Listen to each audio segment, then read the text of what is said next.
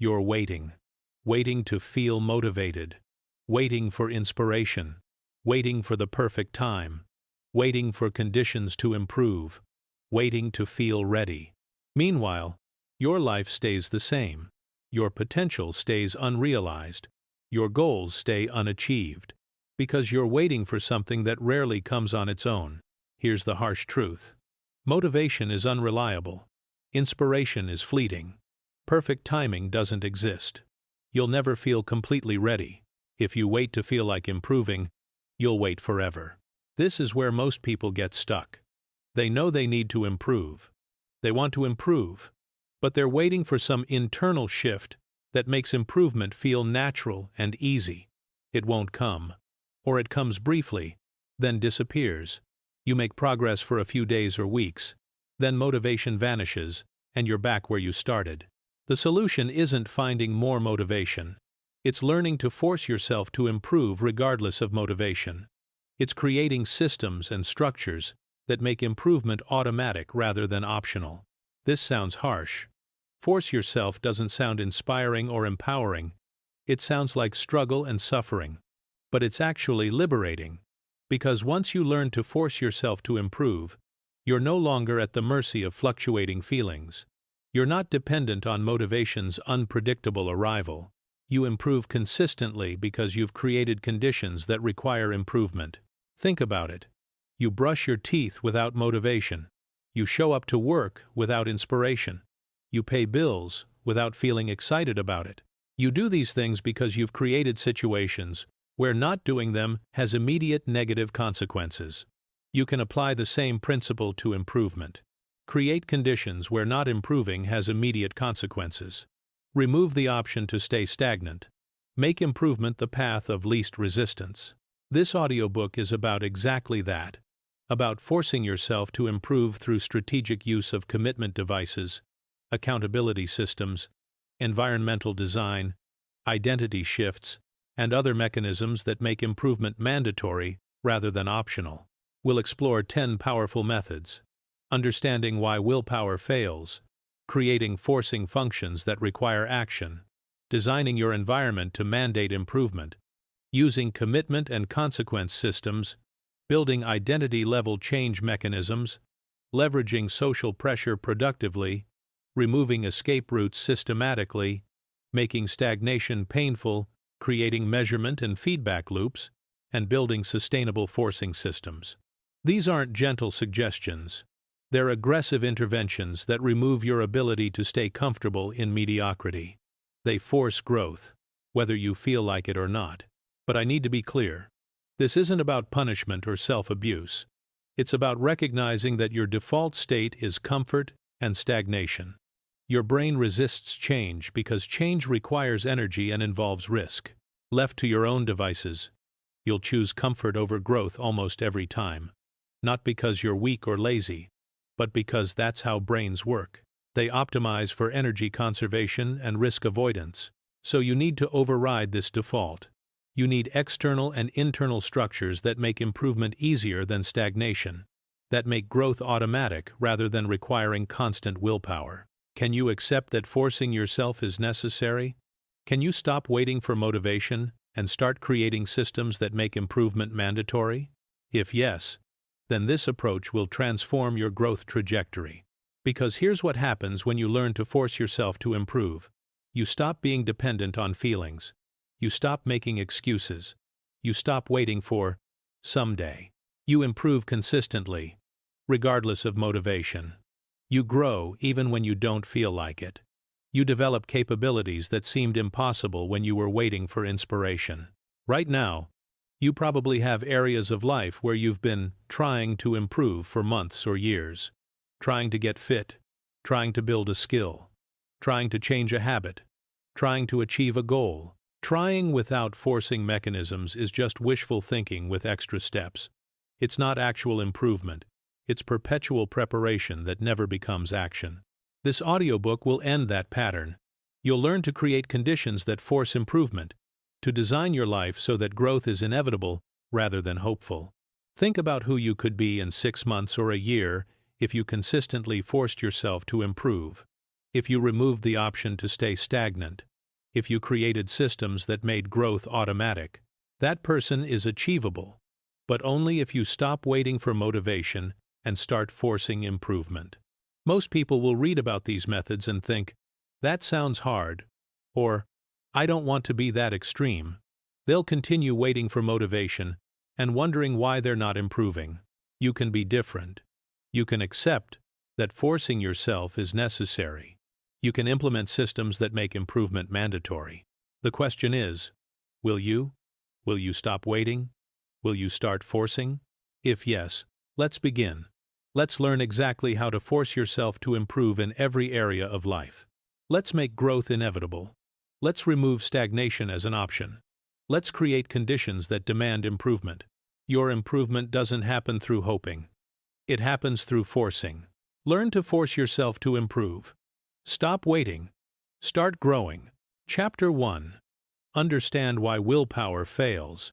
Before you can force yourself to improve effectively, you need to understand why relying on willpower alone fails consistently. Most people approach improvement through willpower. They decide to change, then try to maintain that change through sheer determination. This works briefly, then inevitably fails. Here's why. Willpower is a limited resource. Research shows willpower functions like a muscle and it fatigues with use.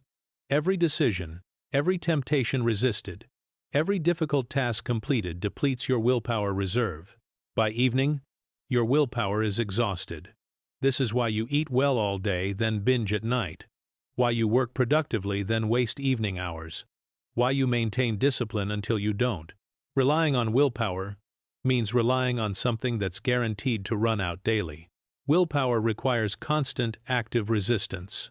When you use willpower, you're constantly fighting against your brain's default preferences. Your brain wants comfort. It wants the easiest path. It wants to conserve energy. Every moment you use willpower, you're overriding these defaults. This is exhausting. You can't maintain active resistance indefinitely. Eventually, resistance collapses, and default preferences win. Willpower fails under stress. When stressed, tired, hungry, or emotionally depleted, willpower disappears almost completely. This is why you abandon diets during stressful weeks. Why you skip workouts when work is demanding. Why you revert to bad habits during difficult times. Stress is inevitable. A system dependent on willpower is a system guaranteed to fail during stress. Willpower doesn't address underlying drives. Your brain has powerful drives for comfort, for pleasure, for social acceptance, for safety. Willpower tries to override these drives through conscious effort. But drives don't disappear because you're resisting them. They remain, constantly pushing against your resistance. Over time, the pressure builds. Eventually, drives overcome willpower and you relapse.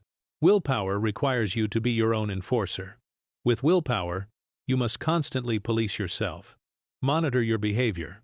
Catch yourself deviating. Force yourself back on track. This is exhausting and often fails because you're both the rule setter and rule enforcer. You can always give yourself permission to break rules. Decision fatigue undermines willpower. Every decision depletes willpower slightly. By your 100th decision of the day, your willpower is nearly gone. This is why successful people minimize decisions. They wear the same clothes, eat the same meals, follow the same routines.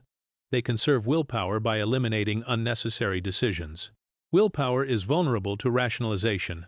Your brain is excellent at creating justifications for comfort-seeking behavior. I've been good all week. I deserve this treat. I'm too tired today, I'll do it tomorrow. This situation is special, my usual rules don't apply. These rationalizations bypass willpower. You convince yourself that breaking rules is actually the right choice. Willpower doesn't create automatic behavior. Even after weeks of willpower-driven behavior, stopping requires conscious effort. The behavior never becomes automatic. You're always actively maintaining it. Stop maintaining it, and it disappears immediately. So what's the alternative? Instead of relying on willpower, create systems that make improvement automatic. Systems that work regardless of willpower levels. Systems that don't require constant conscious effort. These systems include Environmental design that makes good choices default. Commitment devices that create consequences for inaction. Social accountability that externalizes enforcement. Identity shifts that align behavior with self-concept. Habit formation that creates automatic behavior. Forcing functions that require specific actions. These are what the rest of this audiobook explores. Methods that work when willpower fails. Here's the key insight. Stop trying to improve through willpower. Start creating conditions that force improvement regardless of willpower. Willpower is useful for initiating systems and handling occasional challenges, but it shouldn't be your primary improvement mechanism.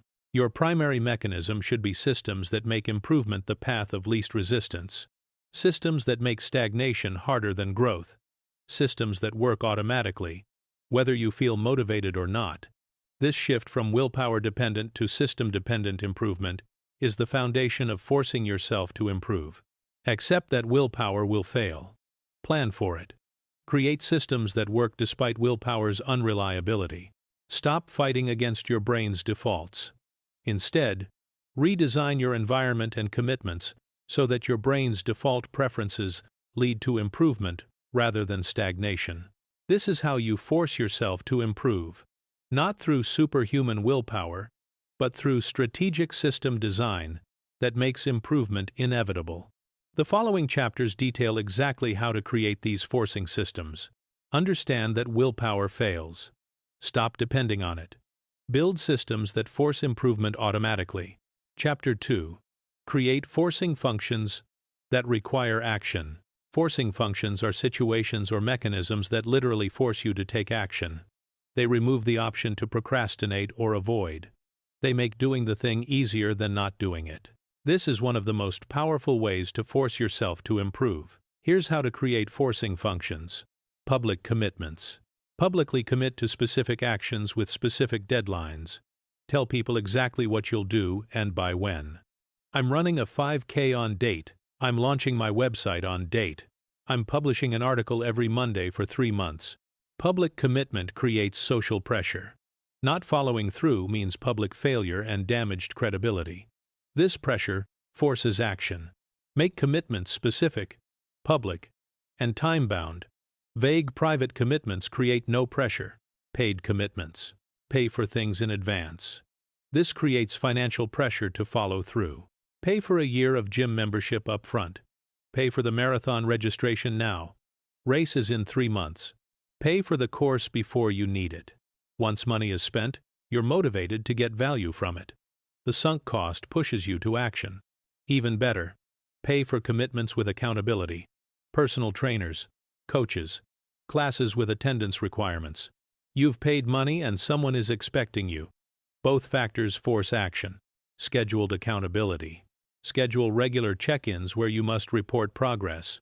Weekly calls with accountability partner. Monthly reviews with coach or mentor. Knowing you must report progress forces you to make progress. You don't want to repeatedly admit you did nothing. The scheduled nature creates deadlines. You must have something to report by the check-in date. Appointments and reservations. Schedule specific appointments for your improvement activities. Personal training sessions. Language lessons. Coaching calls. These create forcing functions because someone is expecting you. Canceling creates social awkwardness. You've paid for the slot. Missing it wastes money and disappoints someone. Book these appointments in advance for the next month or more. This commits future you to action before future you can make excuses. Deadlines with consequences. Create deadlines with real consequences. Not just, I hope to do this by then, but this must be done by then, or consequence. Submit work to contests with entry deadlines. Agree to present at meetings. Schedule launches or releases. External deadlines with real stakes force action better than self-imposed flexible deadlines. Point of no return. Create situations where you can't turn back, where you're committed and must follow through. Tell your boss you're giving a presentation on your progress in 2 weeks. Now you must make progress. Announce your book launch date publicly. Now you must finish the book. Quit your job to start your business. Now you must make the business work. These burn the boats moments Force action through necessity. Automatic systems. Create systems that automatically take actions on your behalf unless you actively intervene. Automatic bill pay for gym membership. Automatic investments from each paycheck. Automatic delivery of healthy meals. These make the growth-supporting action automatic. You'd have to actively cancel to stop them, which is harder than just letting them continue. Removal of alternatives. Eliminate options other than the improvement action. Make it the only available path. Delete social media apps. Cancel Netflix. Give away your TV. Remove junk food from your house. With alternatives removed, the only option is the action you want to force. Peer pressure mechanisms. Join groups where everyone else is doing what you want to do. Running clubs, writing groups, masterminds, study groups. Being surrounded by people doing the thing creates pressure to do it too. You don't want to be the only one not participating. Regular group meetings create recurring forcing functions. Financial stakes. Put money at risk, contingent on your performance. Services like Stick K or BeMinder allow this. You commit to specific actions. If you fail, you lose money either to charity you hate or just lost entirely. Financial loss is powerful motivator. The forcing function of potential loss pushes action. Implementation intentions. If X happens, then I will do Y. These if-then plans create automatic forcing. If it's 6 a.m., then I exercise. If I finish dinner, then I study for 1 hour. If it's Monday, then I publish an article. The if triggers automatic then. You're forcing action by linking it to inevitable triggers. Here's how to implement forcing functions. Start with one improvement area.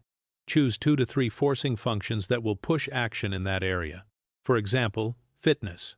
Pay for 12 personal training sessions in advance. Sign up for race 3 months out. And tell everyone. Join running club that meets Saturday mornings. These force functions make training nearly inevitable. Not training requires actively canceling sessions, embarrassing yourself publicly, and letting down the running group. That's much harder than just training. Create similar forcing functions for any improvement area. Stack multiple mechanisms for maximum forcing effect. Create forcing functions. Remove the option to avoid action. Make improvement inevitable through strategic commitment. Chapter 3. Design your environment to mandate improvement. Your environment is constantly influencing your behavior. Most people try to improve while leaving their environment unchanged, then wonder why they fail. It's nearly impossible to maintain behavior that your environment doesn't support. It's nearly effortless to maintain behavior your environment promotes. This is why environmental design is one of the most powerful forcing mechanisms. Here's how to design your environment to mandate improvement. Make good behaviors obvious and easy. Place cues for desired behaviors in your visual field and make them effortless to start. Want to exercise? Put workout clothes by your bed. Place gym bag by door. Keep shoes visible. Want to read? Put books everywhere. On nightstand, coffee table, bathroom. Remove TV from bedroom. Want to eat healthy?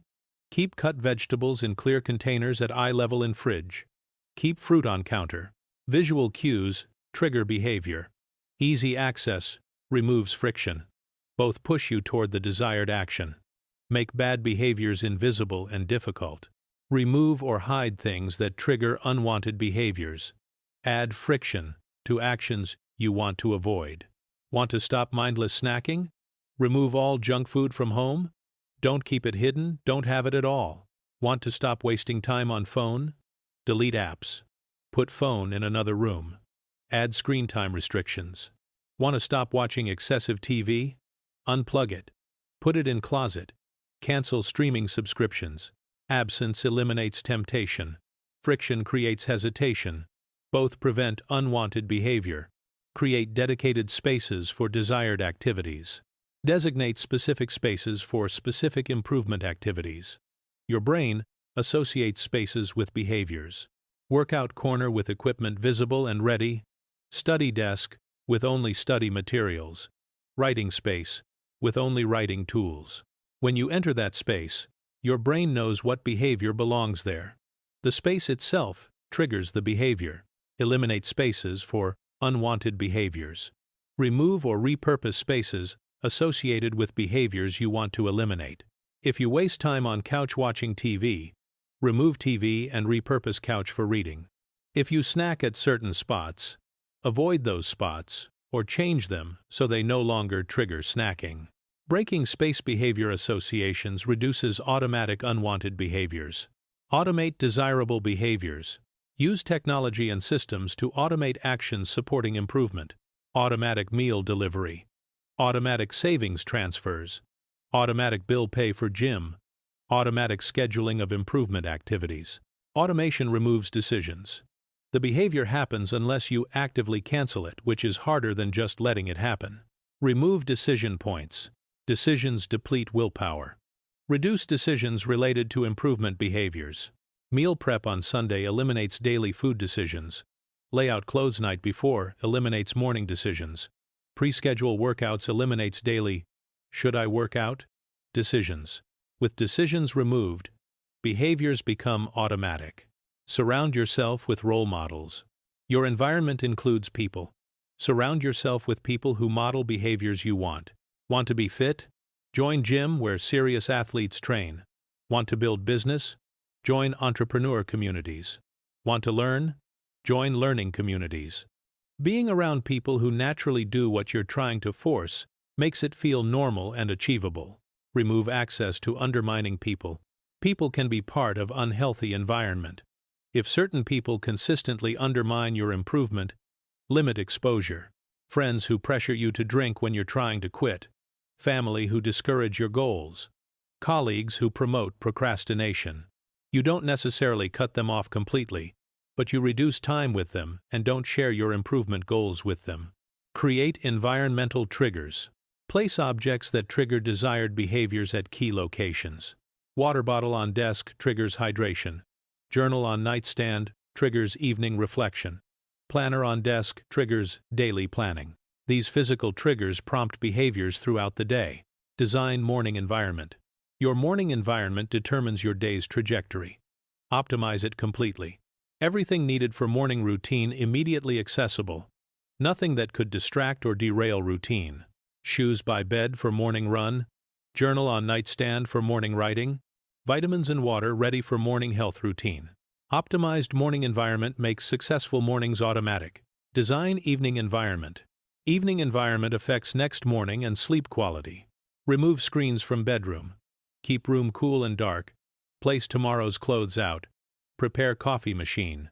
Evening environment that promotes good sleep and easy mornings forces better daily cycles. Spend money to force improvement. Invest in environmental changes that force better behavior. This might feel expensive, but it's investing in forcing mechanisms. Home gym equipment means you can't use "no gym nearby" as excuse. Standing desk forces better posture. Quality mattress forces better sleep. Environmental investments create constant forcing functions. Regular environmental audits. Monthly. Walk through your spaces. Ask, does this environment support my improvement or undermine it? Adjust ruthlessly. Remove undermining elements. Add supporting elements. Continuously optimize.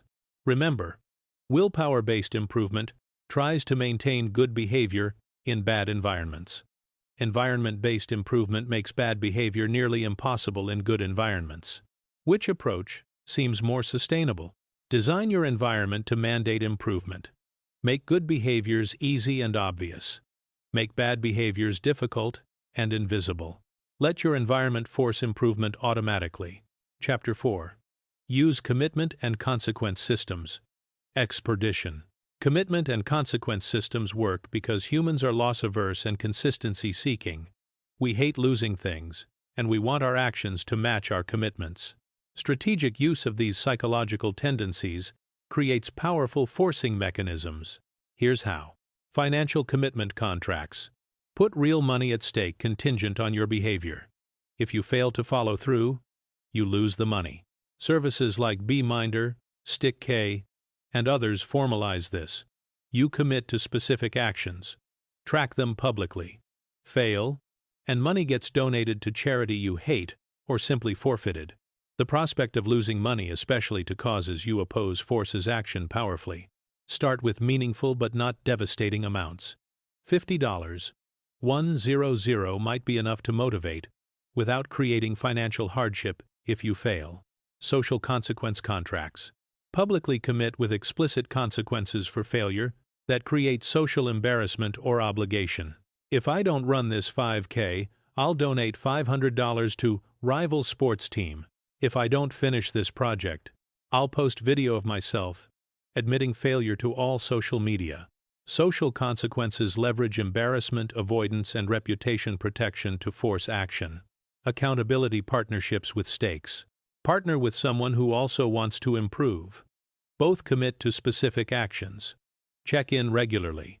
Whoever fails their commitment that week pays the other person $20, or buys them lunch, or does some favor. Mutual stakes plus not wanting to let partner down creates double forcing function. Progressive penalty systems. Create escalating consequences for repeated failures. First failure, minor consequence. Second failure, bigger consequence. Third, severe consequence.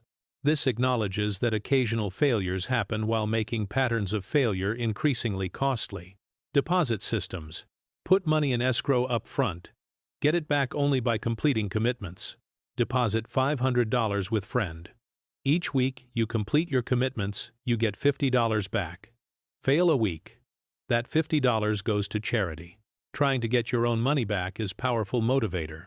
Time-bound challenges with forfeit. Commit to specific achievements within specific time frames. Fail and face significant forfeit. I'll lose 20 pounds in 90 days or I'll shave my head. I'll launch my business in 6 months, or I'll give $1,000 to charity I hate. Time-bound nature plus meaningful forfeit forces sustained effort. Reputation stakes. Put your reputation and credibility at stake through public commitments. Announce goals to everyone. Write publicly about them. Create social media accountability. The more people know, the more your reputation depends on follow-through. Professional reputation stakes are even more powerful. Commit publicly in professional contexts where failure damages career credibility. Opportunity cost systems. Create situations where not improving costs you opportunities you want. Tell yourself, I can't take that vacation until I've finished this project.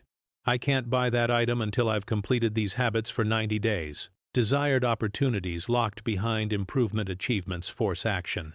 Identity-based commitments. Publicly claim identity that requires behaviors you want. Then face pressure to behave consistently with claimed identity. I'm a marathon runner means you must train for and run marathons. I'm an author means you must write. I'm an entrepreneur means you must build businesses. Once identity is public, behaving inconsistently creates cognitive dissonance and social awkwardness. Reciprocal commitment groups. Join or create groups where everyone commits to specific actions and reports weekly. Group support, plus not wanting to be only one failing forces consistency. Mastermind groups. Accountability groups. Challenge groups. Contract with yourself notarized. Write formal contract with yourself, outlining specific commitments and specific consequences. Have it notarized or witnessed to add formality. The formality creates psychological weight. You've made it official and serious. Implement tracking with consequences. Track every day whether you complete commitments. Missing a day triggers immediate consequence. Consequence could be financial, could be physical, extra workout, could be time-based, lose an hour of leisure time. Immediate consequences connected to tracking create daily forcing function. Pre-commitment strategies. Before temptation arises, commit to response. This removes in the moment decision-making when willpower is low. If offered unhealthy food, I will say, no thanks, I don't eat that. If I feel like skipping workout, I will do it anyway for minimum 10 minutes. Pre-commitment removes the option to decide differently when tempted. Burn the boat's commitments. Create irreversible commitments that force you forward. Quitting job before having income replacement. Announcing launch date before product is ready. Moving to new city for opportunity. These remove retreat as option. Only forward movement is possible. Key principles for effective consequence systems. Make consequences immediate, not distant. Losing $20 today is more motivating than saving $100 next year. Make consequences meaningful but not devastating. They should motivate, not create desperation. Make tracking objective and public. Ambiguous private tracking allows self-deception. Make commitments specific and time-bound. Vague commitments create no real pressure. Stack multiple consequence systems for maximum forcing effect. Commitment and consequence systems work because they externalize motivation. You're no longer depending on internal willpower. External stakes force action. Use commitment and consequence systems. Put real stakes on your improvement. Force action through loss aversion. Chapter 5. Build identity-level change mechanisms. Your behavior flows from your identity. You do things consistent with how you see yourself. You avoid things inconsistent with your self-concept. This means identity-level change is more powerful than behavior-level change. When you change your identity, behavior changes automatically to match. Here's how to force improvement through identity-level mechanisms. Understand the identity-behavior connection. Current behaviors reinforce current identity. Current identity perpetuates current behaviors. It's a self-reinforcing loop. I'm not a morning person leads to staying up late and sleeping in, which reinforces I'm not a morning person. I'm bad with money leads to poor financial decisions, which reinforces I'm bad with money. Breaking this loop requires intentional identity change. Declare new identity publicly. Publicly claim the identity aligned with behaviors you want to force. I'm a runner. Said publicly. This commits you to running behavior or facing identity behavior inconsistency. I'm a writer. Now you must write or face being exposed as fraud. I'm disciplined. Now you must demonstrate discipline consistently. Public declaration creates social pressure to behave consistently with claimed identity. Act as if identity is already true. Behave as someone with your desired identity would behave before you feel like that person. Want to be disciplined? Act as disciplined person acts. Wake early. Follow through on commitments. Do hard things. Want to be successful? Act as successful person acts. Show up professionally. Dress well. Manage time well. Acting as if creates evidence that you are that person, which slowly shifts actual identity. Collect evidence for new identity. Every time you act consistently with desired identity, you create evidence supporting it. Exercise once. Evidence you're athletic. Do it 100 times. Overwhelming evidence you're athletic. Write once. Evidence you're writer. Publish 50 times. Undeniable evidence you're writer. Systematically accumulate identity evidence through repeated consistent actions. Use identity-based language. Change how you talk about yourself and to yourself. Not I should exercise, but I'm someone who exercises. Not I need to save money, but I'm someone who saves. Not I want to be disciplined, but I'm disciplined. Present tense identity statements. Repeated regularly. Shift self-concept. Align possessions with identity. Surround yourself with objects that reflect your desired identity. Want to be reader? Fill space with books. Want to be athlete? Display athletic equipment and gear. Want to be professional? Dress and equip office professionally. Physical evidence of identity reinforces internal identity. Join communities of target identity. Spend time with people who embody identity you want. Their identity becomes normalized. Want to be entrepreneur? Spend time with entrepreneurs. Want to be fit? Spend time with fit people. Community makes new identity feel normal rather than aspirational. Eliminate old identity markers. Remove physical and social markers of old identity you're trying to shed. Getting rid of fat clothes when losing weight. Removing gaming equipment when trying to be more productive. Leaving behind relationships centered on behaviors you're abandoning. Removing old identity markers reduces pullback to old self. Create identity rituals. Regular rituals that embody your new identity. Morning routine of disciplined person. Weekend habits of healthy person. Daily practices of successful person. Rituals repeatedly enact identity, strengthening it. Document identity transformation. Keep journal or log tracking your behavior identity alignment. Each day, rate how well you acted as your target identity. This creates awareness and accountability to identity standards. Teach your new identity. Teaching forces deep embodiment of identity. Writer who teaches writing must write. Fitness enthusiast who coaches must stay fit. Find ways to teach, mentor, or guide others in areas aligned with your target identity. Change reference groups.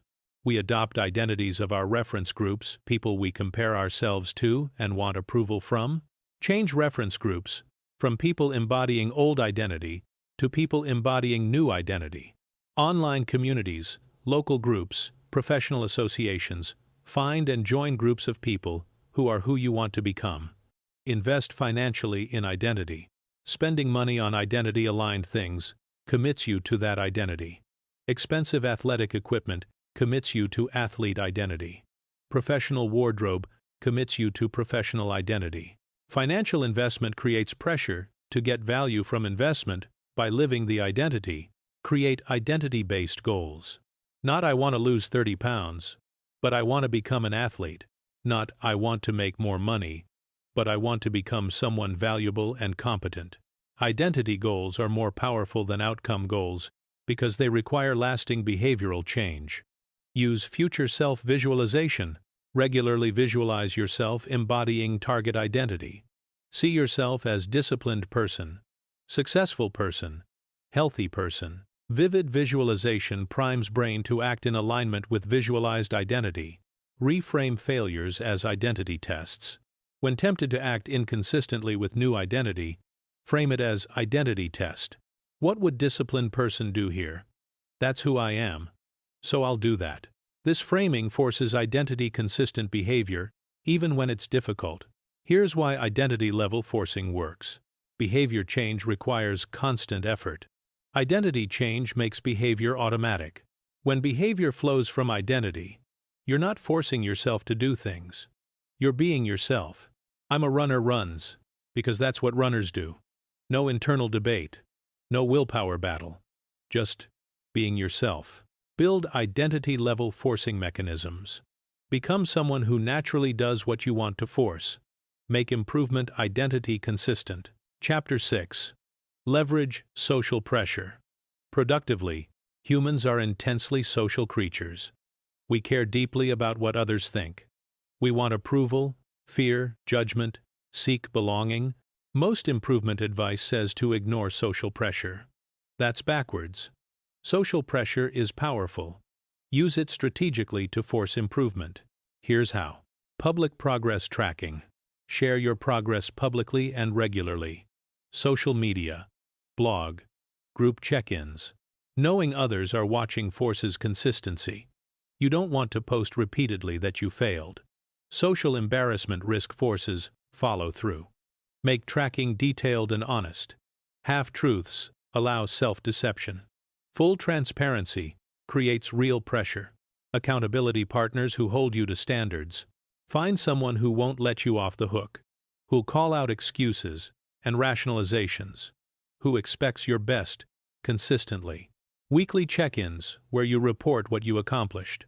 They ask tough questions. They don't accept weak excuses. Good accountability partners are supportive but demanding. They want you to succeed, which means not enabling failure. Join competitive groups. Competition leverages social pressure powerfully. Join groups where performance is visible and compared. Running clubs with visible times. Trading groups with visible returns. Writing groups with visible output. Not wanting to be at the bottom or wanting to be at the top forces elevated performance. Challenge friends publicly. Create public challenges with friends. Who can run most miles in a month? Who can read most books? Who can build biggest side income? Public nature plus friendly competition creates motivation to not lose. Hire coaches who demand performance. Paying someone creates two forcing functions: financial investment and authority relationship. Good coaches demand performance. They set high standards. They're disappointed when you underperform. Not wanting to disappoint someone you respect and pay forces higher effort. Create performance groups, mastermind groups, study groups, training groups, groups that meet regularly with expectation everyone is progressing. Not showing up without progress creates social awkwardness. Being only one, not progressing, creates embarrassment. These group dynamics force preparation and progress. Announce goals to skeptics. Tell people who doubt you. Their skepticism creates motivation to prove them wrong. This is risky, could backfire if you fail publicly. But the risk creates powerful forcing function. Build reputation around identity. Become known for something. Person who always exercises. Person who reads voraciously. Person who follows through. Once reputation is established, behaving inconsistently threatens it. Maintaining reputation forces consistent behavior. Use social media strategically. Post your commitments. Post your progress. Post your struggles. Create public accountability stream. Thousands of people potentially watching creates accountability pressure. Even if few actually watch, the potential creates forcing function. Partner with people more advanced. Train with people fitter than you. Work with people more successful than you.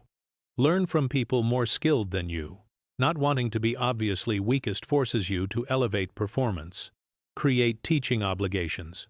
Commit to teaching or mentoring others. Now you must stay ahead of them and maintain credibility. Teaching forces you to actually know material and practice what you teach. Join groups with entry standards. Groups that require certain performance level to join or stay. Running clubs with pace requirements. Professional groups with achievement standards. Meeting and maintaining standards forces performance. Make promises to people you respect. Tell people whose opinion you deeply value about your commitments. Parents, mentors, close friends. Not wanting to disappoint people you respect forces follow through. Create social rituals. Weekly workout with friends. Monthly book club. Regular mastermind meetings. These create social obligations. Missing or showing up unprepared lets others down. Be performance witness for others. Witness others' progress, and have them witness yours. Mutual witnessing creates reciprocal accountability. Use fear of judgment strategically. Most advice says ignore others' judgment. Instead, use it. Know that people will judge if you fail. This might seem harsh, but it works. Fear of judgment is powerful motivator. Use it intentionally. Important caveats. Use social pressure for forcing improvement, not for validation or self-worth. You're using social dynamics as tool, not defining yourself by others' approval. Choose supportive accountability, not toxic shame. Good social pressure pushes you to be better. Bad social pressure makes you feel worthless. Be selective about whose opinions matter. Not everyone's judgment should carry weight. Here's the key. Humans evolved to care about social standing and group belonging. This isn't weakness, it's powerful psychological tendency. Stop fighting it. Use it. Create social conditions that force improvement through social pressure. Make your improvement visible and accountable to others. Let social pressure force consistency. Leverage social pressure productively. Make improvement socially enforced. Force growth through accountability. Chapter 7. Remove escape routes. Systematically. One major reason people don't improve is they leave themselves escape routes. Ways to avoid doing the hard thing. Alternatives when they don't feel like improving. Escape routes are comfort. But comfort prevents growth. To force improvement, systematically remove escape routes until improvement is the only option. Here's how. Eliminate backup plans. Having backup plan reduces commitment to main plan. If this doesn't work, I can always. Remove the backup. Burn the bridge. Make success at chosen path the only option. Quit job to start business. Move to new city for opportunity. Commit publicly to specific goal. No backup plan means total commitment to making primary plan work. Remove comfortable alternatives. Identify what you do instead of improving. What comfortable activities you escape to when improvement feels hard. Then eliminate or severely restrict access to those activities. If you binge TV instead of working on goals, Cancel streaming services. If you scroll social media instead of reading, delete apps. Make escapism impossible or very difficult. Eliminate just this once options. Just this once I'll skip workout. Just this once I'll eat poorly. Just this once I'll procrastinate. Just this once is the escape route that becomes pattern. Eliminate this phrase and concept entirely. No, just this once. Ever. No exceptions. Once you allow exceptions, the whole system collapses. Close rationalization gaps. Your brain creates rationalizations for avoiding improvement. I'm too tired. This situation is special. I'll start fresh Monday. Preempt these rationalizations. Decide in advance they're not valid reasons. Create commitment. I exercise regardless of tiredness, unless actually ill. No wiggle room for rationalization. Make quitting difficult. Put obstacles between you and quitting. If you want to quit gym, you've prepaid year.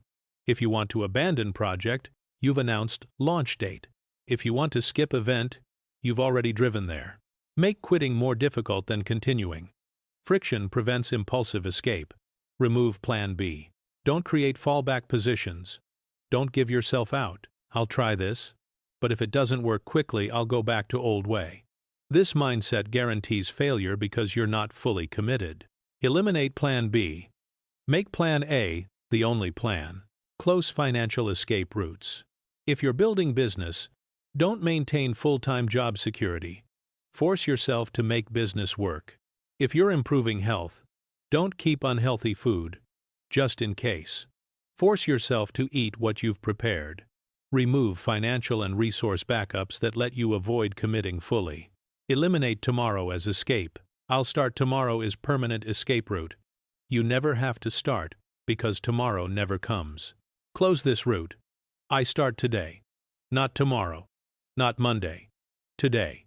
Block distractions systematically. Use tools that block access to distracting websites and apps during work time. Website blockers. App blockers. Phone in another room.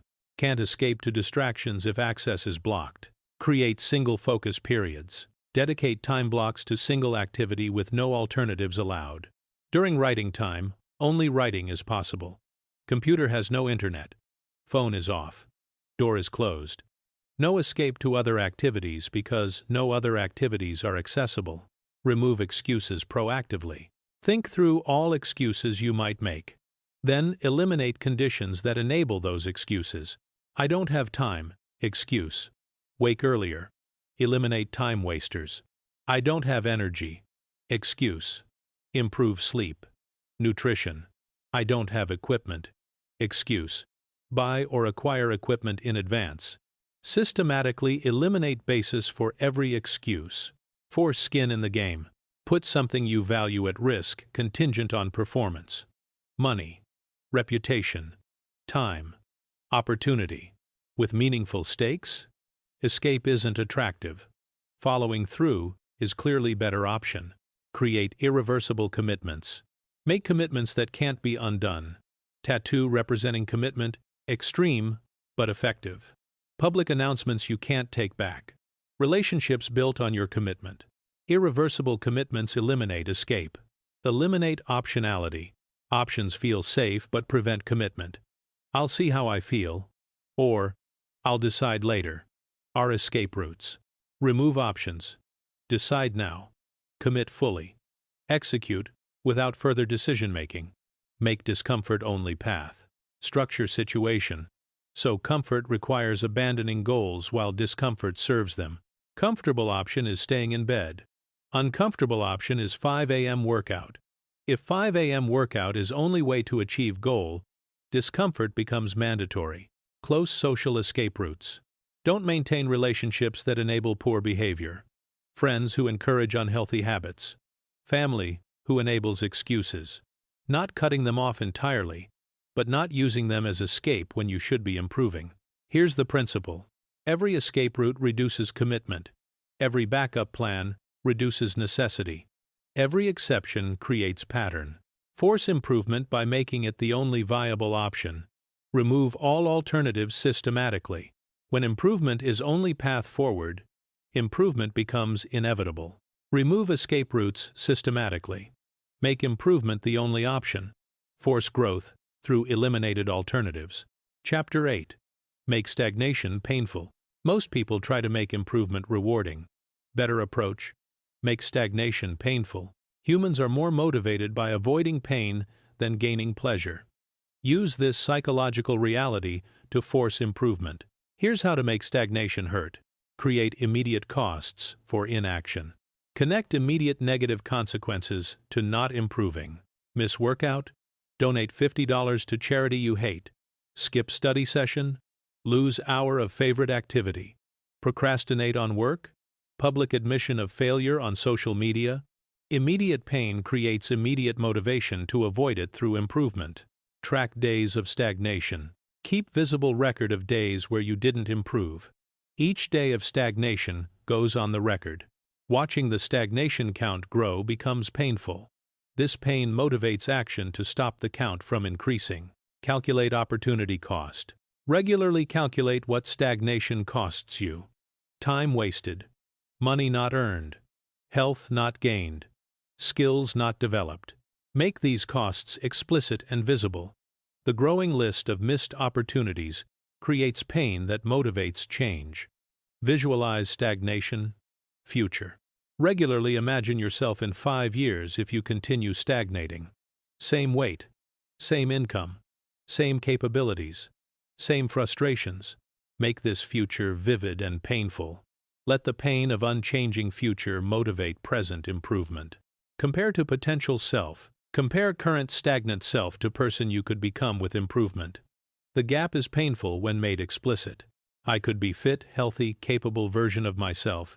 Instead, I'm this. That hurts. This pain motivates closing the gap. Public stagnation tracking. Share publicly when you're stagnating. Admit publicly when you fail to improve. Public admission of stagnation is painful. This pain creates motivation to have progress to share instead. Peer comparison. Notice others improving while you stagnate. The comparison is painful. Use this pain productively. They're growing. I'm not. This is unacceptable. Time to change. Document repeated failures. Keep log of all times you said you'd improve but didn't. All broken commitments to yourself. Reviewing this list is painful. The pain of pattern of failure motivates breaking the pattern. Create pain through accountability. Tell someone about your stagnation. Regular check-ins, where you must report lack of progress. Repeatedly admitting, I did nothing again, is painful. This pain motivates having progress to report. Associate stagnation with identity threat. Frame stagnation as threat to your identity.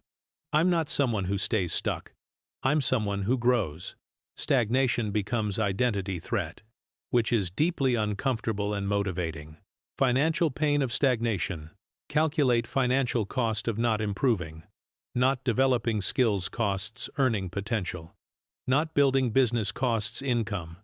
Not managing health costs. Medical expenses. Make these financial costs explicit. Financial pain motivates action. Physical discomfort of stagnation. Poor health feels bad. Low fitness feels bad. These are physical pains of stagnation. Pay attention to these discomforts rather than numbing them.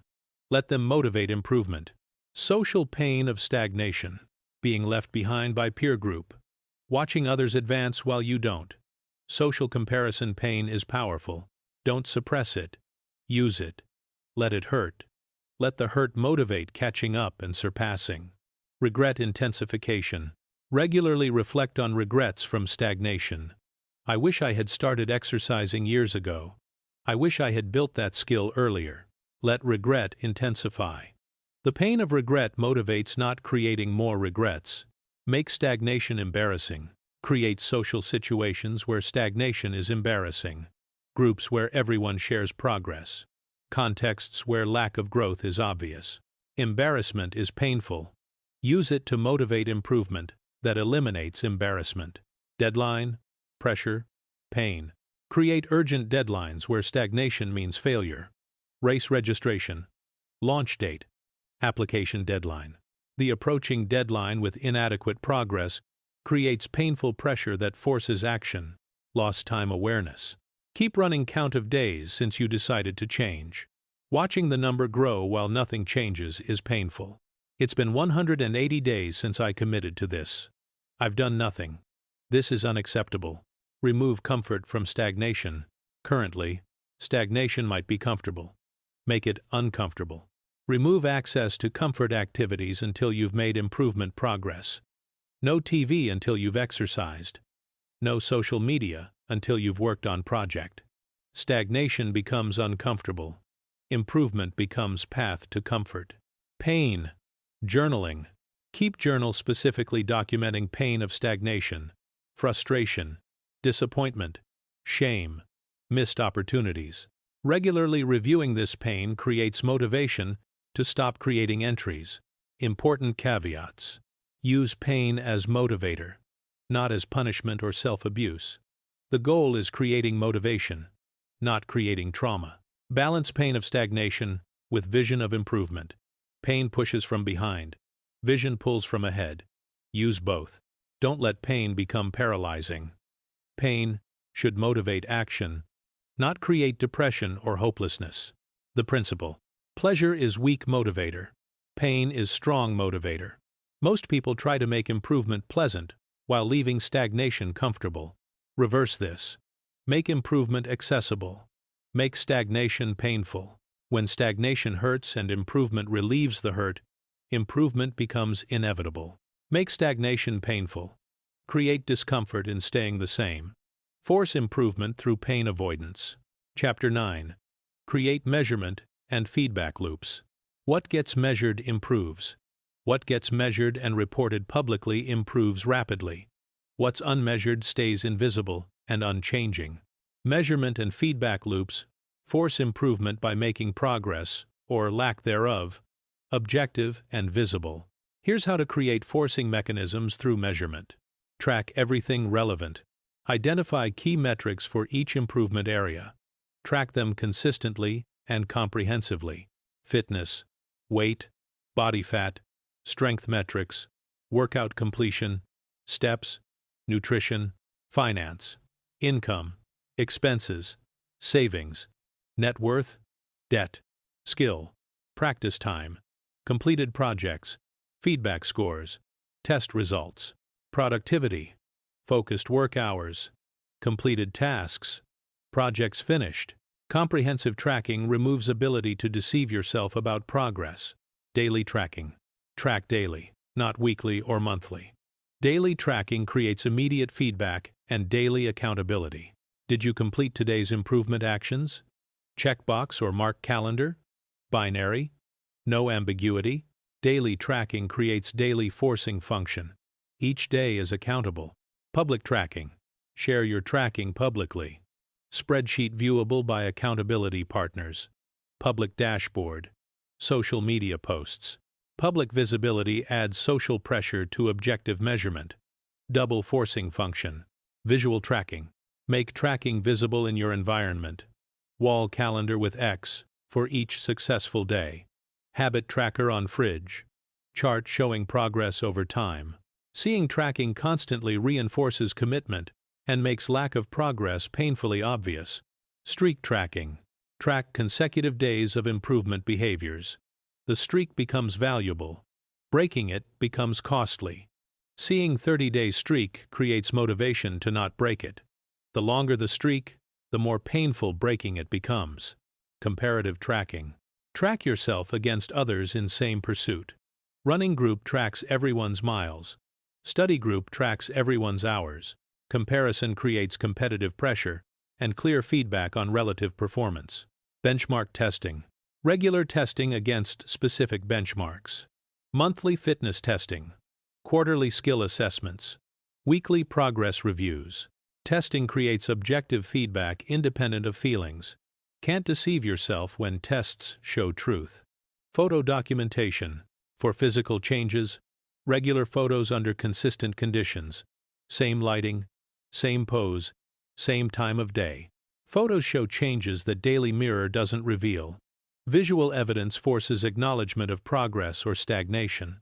Time tracking. Track time invested in improvement activities. Every minute logged. Time tracking reveals whether you're actually doing the work or just thinking about doing it. Worked on project is vague. 2 hours, 37 minutes of focused project work is objective. Financial tracking. For financial improvement, track every dollar. Income, expenses, savings, net worth. Objective financial numbers force acknowledgement of financial reality and progress. Aggregate metrics. Create single number that aggregates multiple factors. Overall health score, productivity rating, progress percentage. One number is easier to track over time and creates clear goal. Improve the number. Automated tracking. Use apps and devices that track automatically. Fitness trackers, financial apps, time tracking software. Automation removes friction from tracking and removes ability to forget or avoid tracking. Trend analysis. Don't just track, analyze trends. Is trajectory improving? Stagnant? Declining? Trend analysis creates forward-looking pressure. If trend is wrong direction, urgency to correct increases. Gap tracking. Track gap between current state and goal state. Make the gap explicit and visible. As gap closes, motivation increases, seeing progress. If gap isn't closing, pain of lack of progress motivates action. Peer comparison metrics. Where possible, compare your metrics to others. Running pace compared to club average, income compared to industry median. Objective comparison provides feedback on relative performance. Regular review sessions. Weekly. Review week's metrics. Assess progress. Plan next week. Monthly. Deeper review of trends. Celebrate wins. Address problems. Quarterly. Comprehensive analysis of all metrics. Regular review creates forcing function. You must have something to review. Accountability reporting. Regularly report your metrics to accountability partner or group. They see objective data, not stories. Can't spin metrics. Numbers are numbers. This creates forcing function of objective accountability. Consequence triggers. Link specific metric thresholds to consequences. If weight doesn't decrease by 2 pounds this month, I donate $100. Metrics trigger consequences, creating forcing function. Metric visibility. Put key metrics somewhere you see constantly. Bathroom mirror, computer desktop, phone lock screen. Constant visibility creates constant awareness and motivation. Feedback frequency. Increase feedback frequency for struggling areas. If fitness progress is slow, track daily instead of weekly. More frequent feedback creates more frequent course correction. The power of measurement. Measurement makes invisible visible, makes subjective objective, makes excusable accountable. You can tell yourself stories. You can rationalize. You can make excuses. But you can't argue with measurements.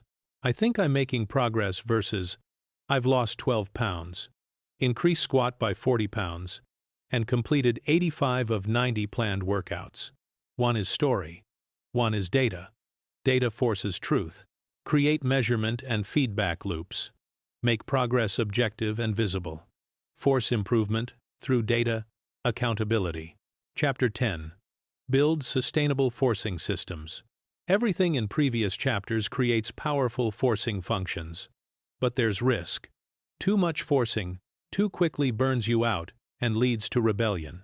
This final chapter is about building forcing systems that are sustainable, that force improvement without destroying you, that work long-term, not just briefly. Here's how. Start with one forcing system. Don't implement everything at once. Choose one area to improve and one forcing mechanism to start. Master that. Make it sustainable. Then add another. Gradual implementation prevents overwhelm that leads to abandoning everything. Balance force with flexibility. Forcing systems need some flexibility to be sustainable. Perfect adherence isn't sustainable. 80–90% is. Build in planned flexibility. One skip day per month. Occasional exceptions for genuine emergencies. The key is planned flexibility, not reactive escape routes. Adjust intensity over time. Start with moderate forcing intensity. Increase as you adapt. Decrease temporarily, if burning out. Forcing should be challenging but not devastating. Adjust intensity to sustainable level. Build gradual ramping. Don't go from 0 to extreme forcing immediately. Ramp up gradually. Week 1 to 2. Establish tracking and basic commitments. Week 3 to 4. Add accountability and consequences. Week 5 to 6. Add environmental changes. Week 7 to 8. Add social pressure systems. Gradual ramping allows adaptation without shock. Create maintenance systems. After improvement phase, switch to maintenance forcing systems. Less intense, but still present. Don't go from extreme forcing to zero forcing. Reduce intensity but maintain structure. Monitor for burnout. Watch for signs of burnout, resentment toward improvement, physical exhaustion, emotional depletion, wanting to rebel against all systems. When noticed, reduce intensity temporarily. Better to reduce briefly than collapse completely. Include recovery mechanisms. Build recovery into forcing systems. Rest days. Deload weeks. Periodic breaks. Recovery isn't weakness, it's sustainability. Bodies and minds need recovery to maintain performance. Align forcing with values. Forcing systems sustainable when aligned with deep values. If forcing yourself toward goals you don't really value, you'll eventually rebel. Ensure what you're forcing aligns with what you genuinely want and value. Make forcing systems positive. While using pain and consequences, also include positive elements. Rewards for progress. Celebration of wins. Enjoyable aspects of improvement. All pain and no pleasure isn't sustainable. Balance both. Evolve systems over time. What works initially might not work long-term. Systems need evolution. Quarterly. Assess what's working and what's not. Adjust. Refine. Evolve. Create community support. Surround yourself with people who support your forcing systems, who understand you're being intentional, not extreme. Supportive community makes forcing systems feel normal and sustainable. Build forcing identity. Over time, shift from forcing yourself to being someone who doesn't need forcing. Initially, you force yourself to exercise. Eventually, you're someone who exercises. The forcing becomes internalized. This is the ultimate sustainability. Forcing becomes identity, becomes automatic. Practice self-compassion. Forcing yourself doesn't mean being cruel to yourself. When you fail, respond with compassion while maintaining standards. I missed today. That's okay, I'm human. Tomorrow I'm back on track. Compassion prevents spiral of shame that leads to abandoning systems. Celebrate milestones. Acknowledge progress. First month of consistency. 3 months. 6 months. Year. Celebration of milestones reinforces that forcing systems are working and worth maintaining. Reduce forcing as habits form. Initially, lots of forcing is needed. As behaviors become habitual, forcing intensity can reduce. Automatic behavior needs less forcing. Let habits take over where possible. Maintain minimum forcing. Even when behavior is mostly automatic, maintain minimum forcing systems. Tracking. Occasional accountability. Some stakes. Complete absence of forcing leads to gradual drift. Minimum forcing maintains trajectory. Plan for disruptions.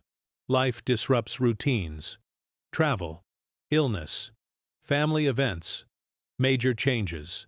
Plan in advance how forcing systems adapt during disruptions. Modified versions that maintain some forcing without being impossible. Create forcing system rituals. Regular review of your forcing systems. Monthly assessment of what's working. Quarterly redesign, if needed.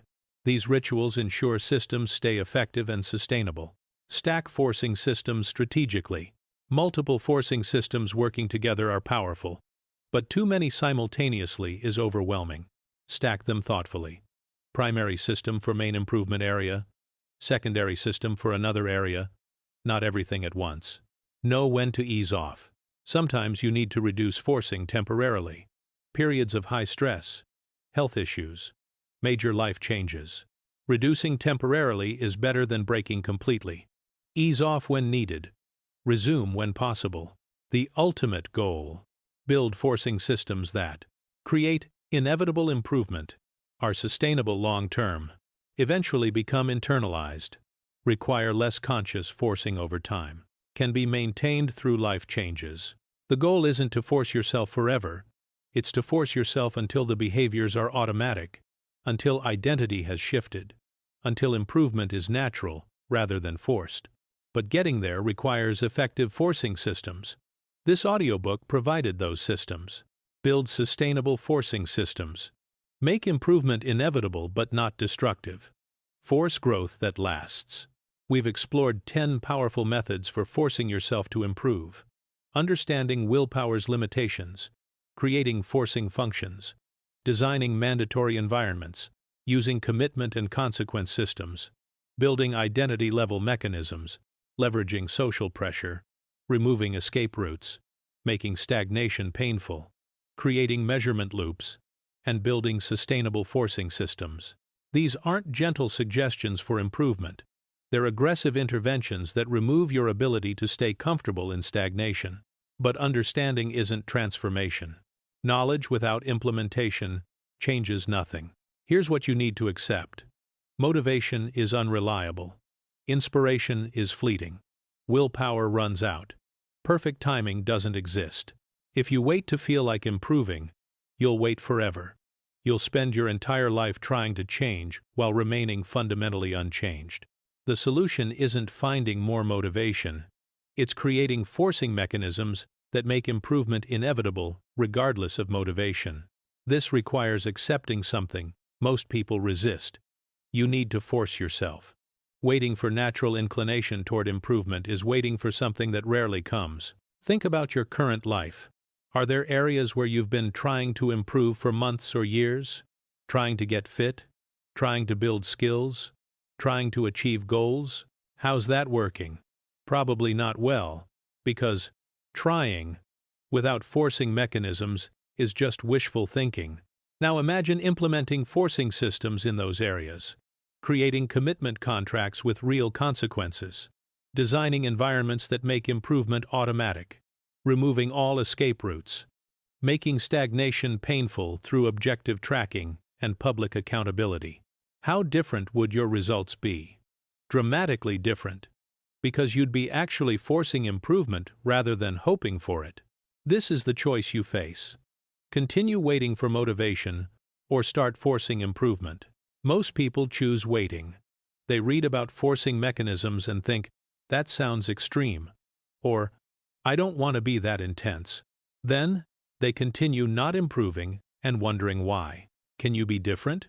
Can you accept that forcing yourself is necessary?